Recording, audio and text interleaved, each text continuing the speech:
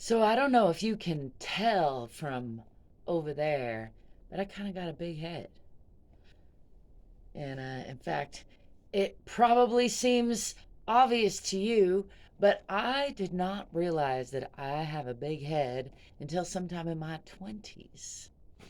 And the way that I realized that I have a big head in my 20s is that I got knocked up. And while I was pregnant, I was going to the doctors for my routine checkups, as one does or did in that day and age. And during one of my routine ultrasounds, they were measuring all the things and putting all the measurements on the charts to compare seeing how all the measurements stack up. And my son's head measurement fell off the chart.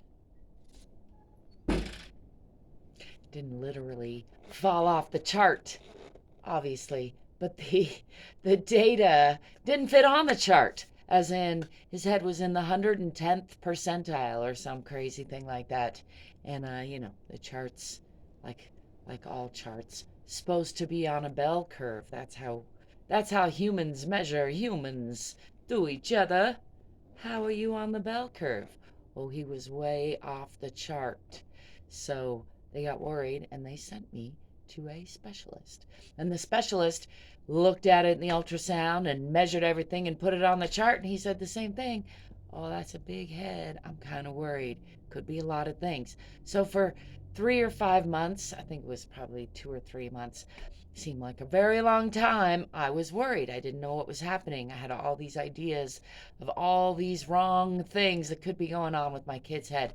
And so I finally got to like the fifth specialist or something up the line. I don't know why they didn't send me to the top specialist right away, but I finally got to see the top specialist in my state.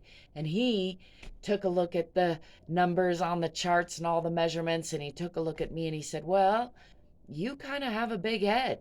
Does his dad have a big head?" And I was like, "Well, yeah, his dad does have a big head, as a matter of fact." And he said, "I think he's going to have a big head." Sure enough, he does.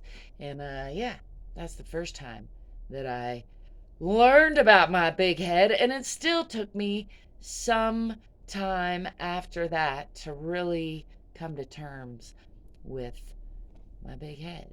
That might be part of my Asperger's syndrome uh, issue, or it might just be life.